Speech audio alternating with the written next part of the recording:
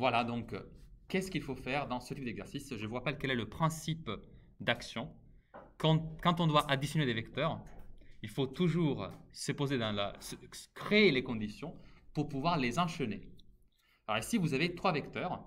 Ils ont tous un point en commun, c'est leur point d'origine. Vous voyez qu'ils commencent tous à partir du point O que j'ai marqué en rouge. Ok? J'espère que vous les avez reproduits dans vos cahiers avec la même échelle. C'était simple parce qu'il y avait un quadrillage. Et ensuite, du coup, qu'est-ce qu'il faut faire? On a trois additions de vecteurs. Donc, 1, 2 et 3. Donc, mon but final, c'est de réécrire après trois vecteurs. 1, 2 et 3. Et ce que je vais faire, du coup, pour l'obtenir, c'est à chaque fois de enchaîner les vecteurs qui composent l'addition. OK? La somme, si vous voulez. Donc, commençons par le premier, c'est V plus U. Dans V plus U, il y a V, qui est juste là. D'accord? C'est celui qui arrive ici, qui commence évidemment dans le point O. Là, je le repasse en vert juste pour vous faire comprendre de quel vecteur je parle. Donc, c'est celui-là. Et ensuite, c'est V plus U. Donc, le vecteur U qui se trouve juste à côté à droite, eh ben, mon but, c'est de l'enchaîner à V. Alors, comme visiblement, ils partent dans deux directions différentes, je ne peux pas le faire comme ça gratuitement. Il faut que je fasse quelque chose. Et ce que je vais faire, c'est justement que je vais reproduire le vecteur U de sorte à qu'il puisse s'enchaîner naturellement derrière V. Pour vous expliquer encore plus clairement, je vais juste me reproduire séparément le vecteur V. Alors, j'ai remarqué que le vecteur V, c'est celui qui va vers la gauche et qui descend de 1 vers le bas et de 3 pas vers la gauche. Vous l'aurez sûrement remarqué. C'est-à-dire que le vecteur V, c'est celui-là. OK? Le vecteur U, lui, c'est le vecteur qui va vers la droite de 2 pas et vers le bas de 2 pas, autrement dit de 2 carreaux. Donc, c'est ce vecteur-là. Il part... Je vous le fais en rouge. Il part ici et il va juste comme ça. Lui, c'est le vecteur U. Encore une fois, je vous donne une vision globale.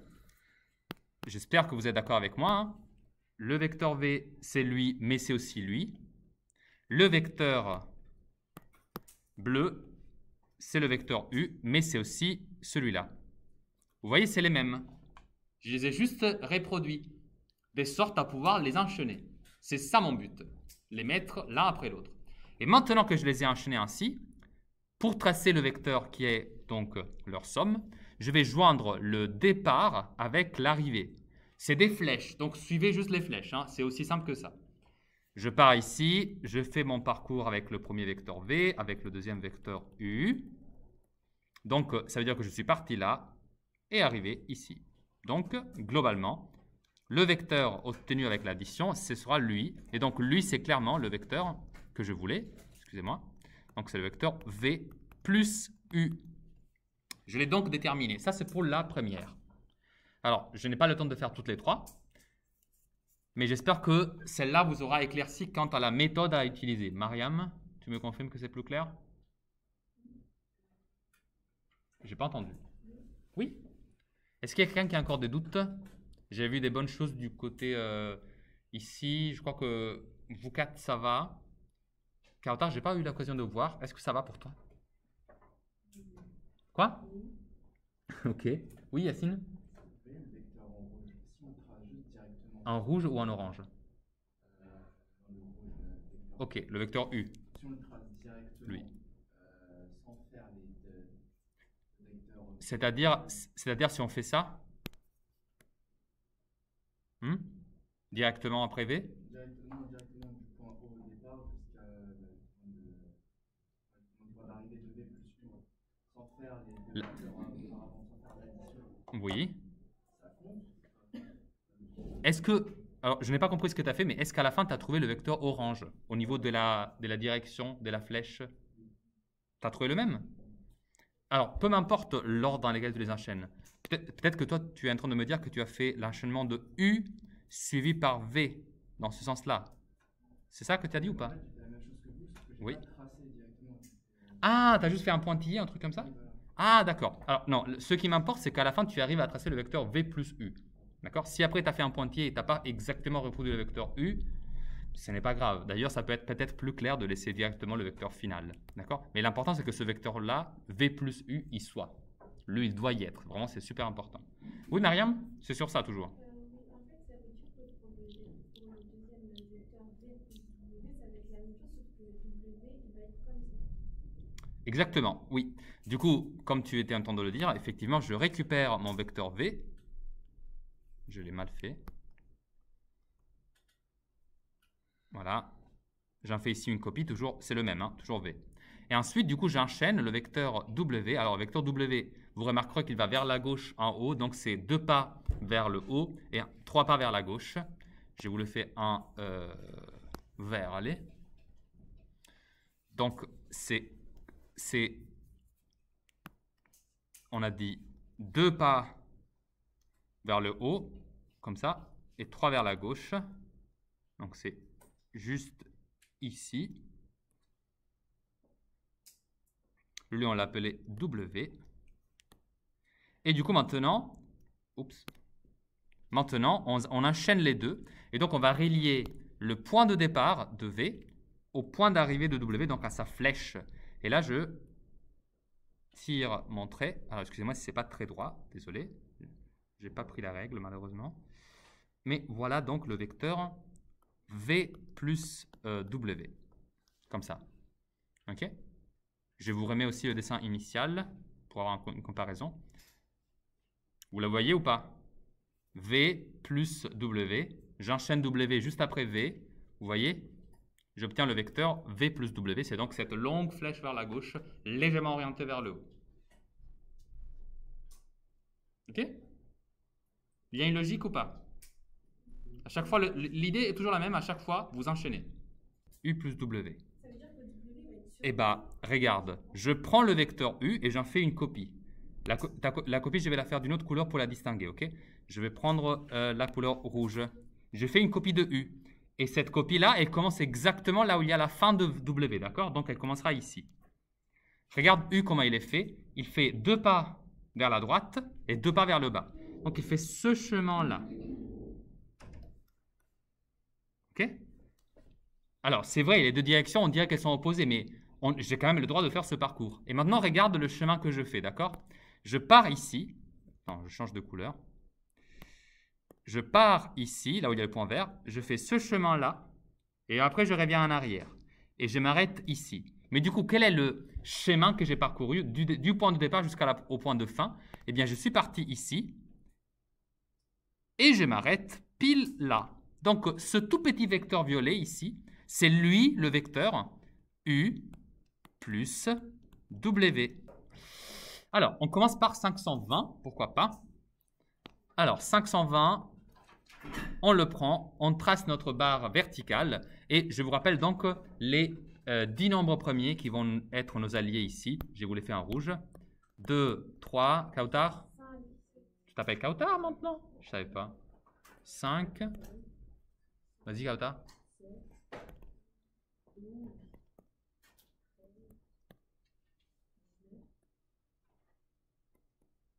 Il y en a un autre avant. Oui. Puis bon, on va dire que ça s'arrête là, mais... Pardon? J'en ai oublié un? 10. 10 est un nombre premier? Depuis quand? J'étais pas au courant. Ah, ok, merci. Donc, juste après, on a 23 éventuellement, d'accord? Ok, donc 520. Est-ce qu'on peut le diviser par 2? Oui, donc je marque ici un joli 2.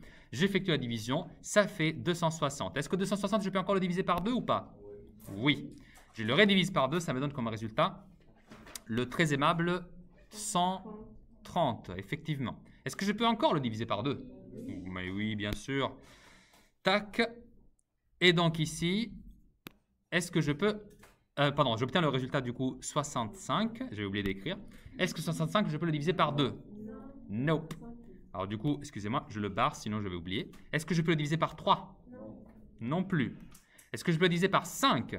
Oui. Et si je le divise par 5, ça me donnera comme résultat 13. 13 est divisible par? Parce que c'est déjà un nombre premier. Donc il me reste 1. Et maintenant, je n'ai qu'à lire ce que j'ai écrit juste ici. Excusez-moi, je me suis trompé avec la couleur de 5 et de 13. Voilà. Donc, je peux maintenant conclure que 520 est égal à 2 fois 2 fois 2 fois 5 fois 13. Autrement dit, tu disais 2 à la puissance 3 fois 5 fois 13. Ah, ça, vraiment, c'est un de mes jeux préférés. Alors, je n'ai pas le temps de tous les faire. Je vois que j'ai l'impression que quand même cette partie-là, ça passe mieux que la somme des vecteurs. Oui. Est-ce que vous avez envie que j'en fasse un en particulier ou c'est pareil pour vous? 321, très bien. Quand je fais 321, la technique est toujours la même. Est-ce que je peux déjà commencer par le diviser par le premier nombre premier, c'est-à-dire... Et est-ce que je peux, Roberta? Pas du tout. Et du coup, je passe au suivant. Est-ce que je peux le diviser par 3? Oui? Bon. Alors, si je fais 321 divisé par 3, je trouve comme résultat 107. Et maintenant, je fais quoi avec 107? Pardon, tu disais t'as? D'accord, donc vous avez, donc ça c'est une possibilité, hein. Si on trouve un nombre premier, même s'il est très grand, on va revenir à notre liste, d'accord? On va essayer de voir si effectivement, quand vous ne pouvez plus le diviser ni par 2, ni par 3, ni par 5, ni par 7, ni par 17, etc., eh ben, il se peut que le nombre que vous êtes en train d'analyser, il peut être qu'il se trouve dans cette liste, d'accord? Ça, c'est la question. Du coup, est-ce que 107 est lui déjà premier? Donc, vous voyez, cette décomposition-là, elle ouvre une petite discussion à côté. Est-ce que 107 est premier? Comment tu as fait pour déterminer qu'il était premier? D'accord. Et la racine carrée de 107, elle est égale à peu près à... C'est un peu plus que 10. D'accord? C'est entre 10 et 11, on va dire. Donc, je peux par exemple écrire qu'elle est entre 10 et 11. Je vous rappelle que ça s'appelle un encadrement.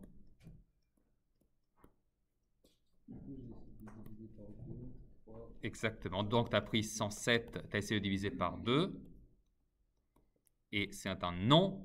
Par 3, non, parce qu'un plus 7, ça fait 8. Et 8 n'est pas multiple de 3. Par 5, non, parce qu'il ne se termine pas par 0 et 5. Par 7, non. Alors 7, si on regarde bien, ça fait donc 70, c'est x 10. Fois 15, c'est 105. Et 105, malheureusement, il est trop près de 107 pour que ce soit multiple de 7. Donc 7, ça ne marche pas. Et ensuite, le prochain nombre premier, c'est... Pardon? 11. Alors, je peux essayer avec 11, mais évidemment, avec 11 aussi, ça ne va pas marcher parce que je sais que, notamment, 110 est un multiple de 11 et 107 est trop près de 111 pour être multiple... de 110, pardon, pour être multiple de 11. C'est vrai, mais si je voulais être, voilà, je m'approche le plus possible. Bref, effectivement, ce que je marque ici, c'est du coup directement 107. Et du coup, ici, il ne me reste plus qu'à écrire 1. Soyons cohérents. Et du coup, je termine quand même ma factorisation. Ça, c'est une factorisation quand même réussie, hein. Vous dites juste que 321 est égal à 3 fois 107. Ça, c'est une factorisation en premier, hein, parce que les deux nombres que vous avez obtenus, ce sont ce sont des nombres premiers à plein gré, dans leur droit, aucun problème. Tout le monde? Super. Alors, on va passer à la prochaine partie du cours. Vous vous munissez maintenant des cahiers courts, s'il vous plaît? Vous rappelez bien sûr ne répète pas ça, hein, c'est juste un rappel. Vous rappelez bien sûr de quand on avait dessiné nos grosses patates au tableau, on avait n, puis on avait les nombres entiers, on les appelait comment les nombres entiers? Z comme 0, effectivement. Ensuite, on avait quoi? Alors, un nombre décimal, des nombres décis, voilà. Et ça, on les indiquait avec la lettre? Pardon? Ah, j'ai entendu B. Effectivement, c'est la lettre D comme décimaux. Et enfin pas enfin, mais l'ensemble encore plus grand qui peut... Tout à fait. Q comme le mot? Bien tenté, mais non, ça n'a rien à voir. Quotient. Qui l'a dit? J'ai pas vu. C'est moi qui l'avais dit. Ah, mais du coup, la prochaine fois, un peu plus fort. Pardon. Ça m'arrive aussi de ne pas entendre. Tu comprendras à mon âge. Donc, effectivement, quotient, merci. Je vous avais dit en tout début du chapitre qu'on allait parler souvent de l'ensemble Z. Et là-dedans, on a travaillé, on a fait la division euclidienne, on a fait la décomposition en facteur premier, on a fait quand même pas mal de trucs. Mais maintenant, on va faire un saut d'échelle et on va aussi parler dans ce chapitre-là d'un autre ensemble. C'était quoi que je vous avais annoncé? Pardon? Voilà, merci. C'est les rationnels, autrement dit l'ensemble Q. Et donc, on va maintenant se poser doucement là-dedans. Donc, maintenant, je regarde, maintenant j'écris des nombres avec des lettres. Par exemple, si je dis, considérons un nombre P, le nombre P, dorénavant, sera un rationnel. C'est important que vous le retenez, d'accord? Évidemment, si ce n'est pas le cas, je le spécifierai différemment. Okay? Mais voilà, on se pose à travailler dans un ensemble un peu plus large, dans un univers où il y a un peu plus d'animaux. Bon, revenons donc à notre cours. J'aimerais vous donner cette petite propriété. Vous la connaissez déjà, ok? Mais j'aimerais juste qu'on l'écrive ensemble d'une façon assez propre. Oui, Kata? Non, non, on est toujours dans le chapitre arithmétique. Chapitre 5, arithmétique. Oui, Tara? Non. Du coup, qu'est-ce que une fraction irréductible? Alors, déjà, oui. Alors, effectivement. Mais par contre, quand tu dis une fraction qu'on ne peut diviser, moi, je compris ce que tu veux dire, mais ce n'est pas bien dit mathématiquement. Parce que tu vois, une fraction est une division. Donc, quand tu dis une fraction qu'on ne peut pas diviser, c'est comme dire, c'est une division que je ne peux pas diviser. Qu'est-ce que ça veut dire? Alors, une fraction... Oui, tu veux essayer de le dire? C'est une fraction qu'on peut plus simplifier. C'est mieux, mais du coup, simplifier, ça veut dire quoi, en fait?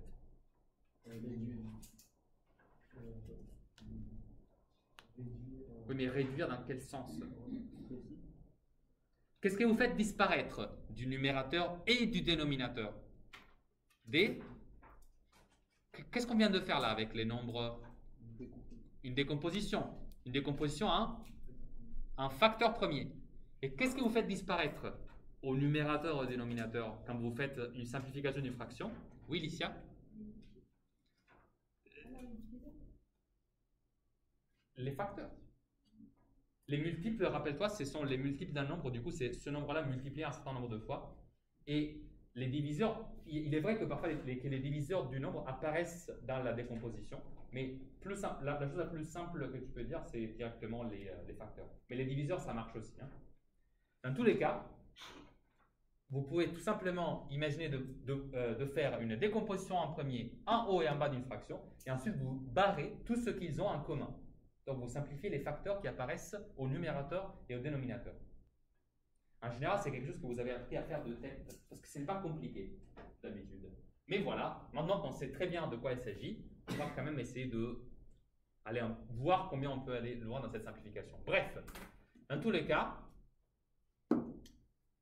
tout nombre rationnel peut s'écrire comme une fraction irréductible, donc c'est-à-dire tel que le numérateur et le dénominateur n'ont en commun que le diviseur, 1 ou moins 1. Alors, moins 1 aussi, parce que je vous rappelle qu'on travaille également avec les nombres qui peuvent être négatifs. Je vous rappelle que dans une fraction, vous n'êtes pas obligé d'avoir un signe forcément positif. Alors, quand vous avez ce fameux 52 huitièmes, vous voyez, je vous l'écris ici à côté, d'accord? On a travaillé longuement avec la décomposition en facteurs. Et ici, on peut remarquer que les deux nombres qui sont écrits au numérateur et au dénominateur, ils ont des facteurs en commun. D'accord? Alors, je peux utiliser aussi le mot diviseur que Licia nous a correctement suggéré. Car en effet, les deux nombres, je peux tous les deux les diviser par 2. Alors, dire que je peux trouver un diviseur commun ou dire que je peux les factoriser et faire sortir des 2, donc de 52 et de 8, un 2, c'est la même chose. Je vous explique pourquoi. Vous avez deux façons de la voir. Vous pouvez choisir celle qui vous semble la plus clair pour vous. Excusez-moi, je me fais juste un peu d'espace.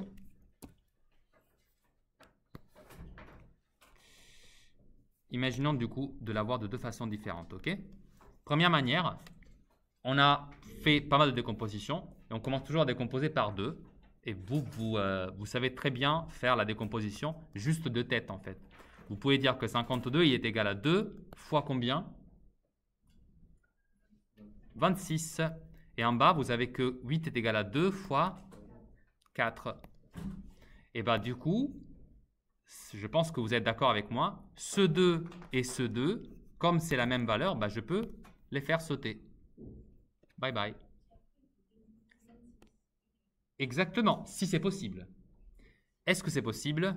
Alors, en effet, je remarque que 26, il est aussi égal à 2 fois 13. D'accord? Et 4, c'est 2 fois 2. Donc, encore une fois, j'ai un 2 à faire partir. Mais quel est le rapport de ça avec la factorisation en nombre premier? C'est que, imaginez d'avoir commencé directement par la factorisation en nombre premier. Vous aurez pu avoir directement que 52, en fait, il est égal du coup à 2 fois 2 fois 13. Et que 8, il est égal à 2 fois 2 fois 2. Donc, vous aurez pu automatiquement simplifier par 2 fois 2, c'est-à-dire par 4. Mais on peut l'avoir aussi différemment. On peut aussi se dire, en fait, je peux remarquer que 52, il est quelque chose de divisible par 4.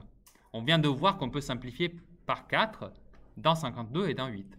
Donc, ce qui est sûr, c'est que le 52, je peux le diviser par 4.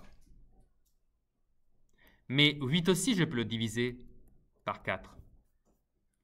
Et si j'effectue cette division, j'obtiens 13. Et 8 sur 4, ça fait... Pardon, j'ai pas entendu. 2. Ok? Donc, vous pouvez vraiment choisir votre technique préférée. Ok? Et en toute honnêteté, je pense qu'il y aura des cas où une des deux sera plus évidente à voir. Rien ne vous empêche, vous voyez, rien ne vous empêche. Si vous avez une fraction et vous devez la simplifier, donc la réduire, on dit comme ça. Si vous devez donc la réduire, rien ne vous empêche de faire par exemple la décomposition en facteur premier en haut, la décomposition en facteur premier en bas. Vous simplifiez ce qu'il y a en commun et c'est fini. Mais dans d'autres cas, comme la décomposition en facteur premier, parfois ça prend un peu de temps, dans d'autres cas, ce sera peut-être plus simple de se dire, ah mais en fait, 52 et 8, ils se divisent tous les deux par 4. Donc c'est plus rapide d'agir comme ça. Vous voyez ce que je veux dire ou pas? Alors, regardez par exemple 6 et 32. Dans 6 et 32, vous savez que 6, sa décomposition, c'est super simple. Parce que 6, c'est petit, c'est un nombre très petit. Et un nombre petit, il aura une décomposition plutôt réduite, très courte. 6, il est égal à 2 fois 3. On est d'accord? Du coup, je sais que soit 32, il est divisible par 2. Et du coup, je peux simplifier. Soit 32 est divisible par 3 et je peux simplifier. Soit ni l'un ni l'autre et du coup, je ne peux pas simplifier. Dans ce cas-là, 32, il est facilement, on le voit, il est pair. Donc, ça veut dire qu'on peut le diviser par 2. Et effectivement, il est égal à 2 fois 16. Donc ici, très facilement, je peux simplifier le 2 en haut et en bas et dire que ça, c'est du coup égal à 3 sur 16. Vous voyez?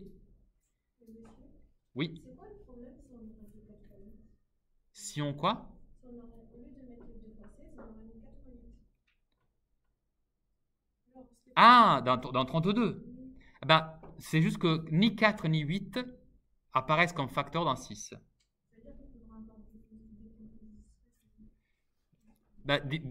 Ici, commence toujours par essayer de décomposer le nombre le plus simple. Par exemple, le 6 ici.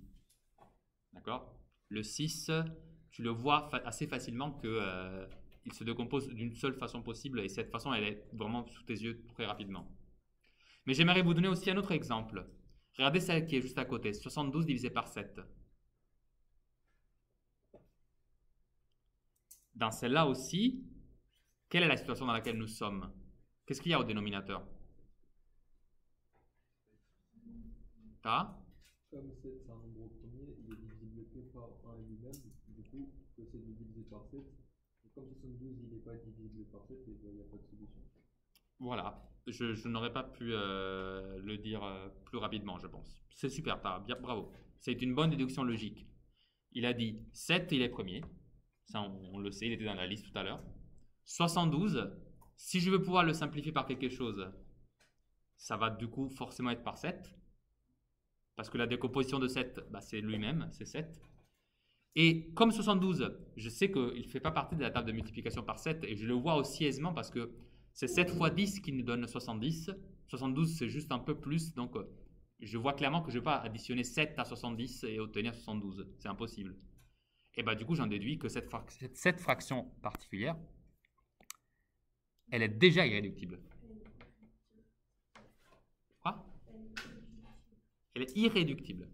Et enfin, un dernier exemple, encore une fois de logique, 500 divisé par 25. Moi, je le regarde, tu vois, et je me dis, ah, je suis déjà fatigué parce que la seule pensée de devoir décomposer tout ça, c'est déjà fatigant. Mais je peux peut-être m'en sortir d'une autre façon. Comment, par exemple, Tony? Alors, je peux diviser les deux par 5, mais honnêtement, je voulais une autre réponse. Par contre, tu as raison, on peut faire ça. D'ailleurs, faisons-le et après, je vous donne ma méthode, ok? 500, effectivement, je peux l'écrire comme 5 fois 100. D'ailleurs, c'était simple à voir, hein, 500, 5 fois 100. Et 25, c'est, Tony? 5 fois 6. Voilà. Et donc ici, tac et tac, il me reste...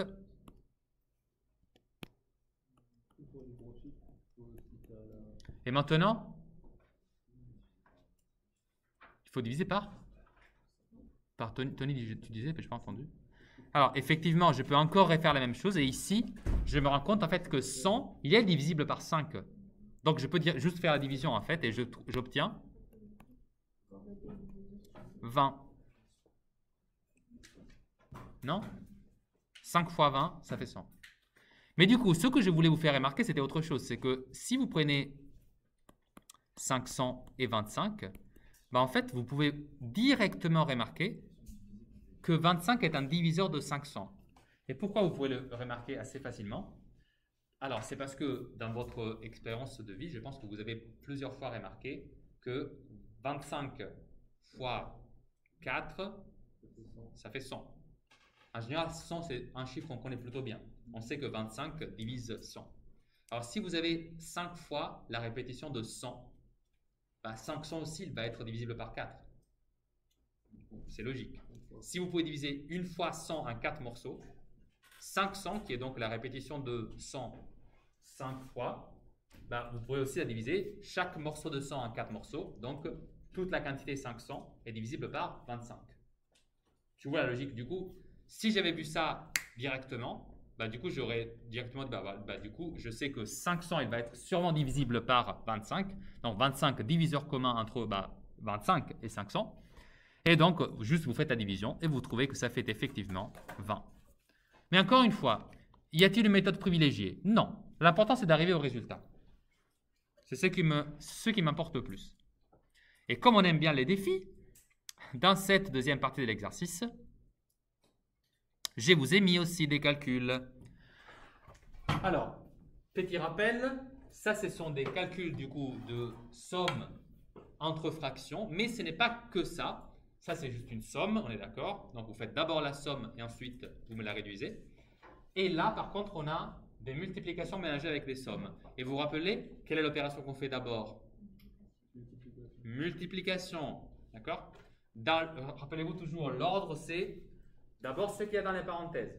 Une fois qu'on a fait les parenthèses, on fait d'abord les puissances, les multiplications et divisions, et enfin, somme et soustraction. N'oubliez pas les carrés, mais ici, il n'y en a pas. Hein, vous êtes chanceux. Du coup, ici, ça veut dire que je vais faire d'abord cette multiplication-là, et ensuite, je vais additionner 1. D'abord, on fait 4 sur 30, 3 sur 10, plus 1. 42 sur 30. Tu veux dire 42 sur 30? Ouais. 4 fois 3, ça fait 42? Non, tout. Ah! Je ne sais pas, peut-être. On va le corriger après. Entre-temps, faites-les.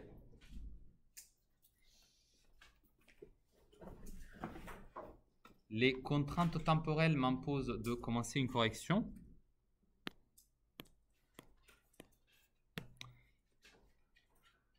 Dans la première, pardon, j'essaie de vous afficher quand même si jamais vous voulez avancer un peu. Dans la première, j'essaie de faire un dénominateur commun et j'en trouve un plutôt facilement dans la valeur 8. En effet, je me rends compte que je peux laisser la deuxième fraction sans variation et la première, je peux juste multiplier x 2 en haut et en bas. Si je multiplie x 2 en haut et en bas, je trouve donc 4 x 2, 8, mais du coup 2 x 3, 6. 6 plus 14, ça fait 20. 20 huitièmes. Ici, vous pouvez choisir comme vous voulez. Soit vous remarquez tout de suite que 8 et 20 sont divisibles par la même valeur, c'est-à-dire par 4. Soit vous vous dites, ah, attends un instant, ça je remarque que c'est égal à 2 fois 10 divisé par 2 fois 4, et je simplifie la première fois le 2. Et une deuxième fois avec 2 fois 5 et 2 fois 2, je resimplifie le 2, et je me retrouve avec 5 demi. Oui.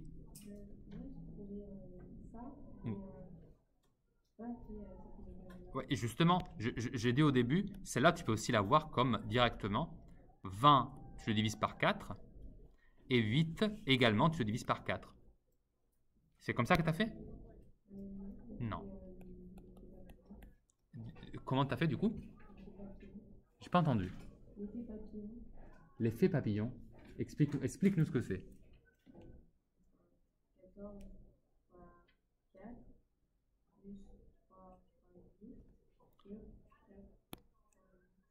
Alors, tu as fait ça fois ça. Oui, mais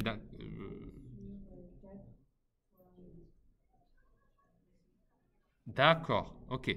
C'est une autre technique pour arriver du coup à obtenir la même chose. Ok? Mais après, il faut quand même simplifier beaucoup plus parce que regarde, si tu fais ça, tu te retrouves avec 24 plus 56 divisé par 4 fois 8, 32. Ok? Et donc ici, tu te retrouves avec, je crois que ça fait 80 32e. C'est ça? Voilà. Alors, tu te rendras compte que entre 28e et 80 32e, c'est un peu plus simple à gérer. 28e, d'accord? Mais ta technique est bonne, ça va marcher quand même. Et quand tu simplifies 80 32e par, par 16, tu retrouves le même résultat que nous. C'est pareil. Juste là.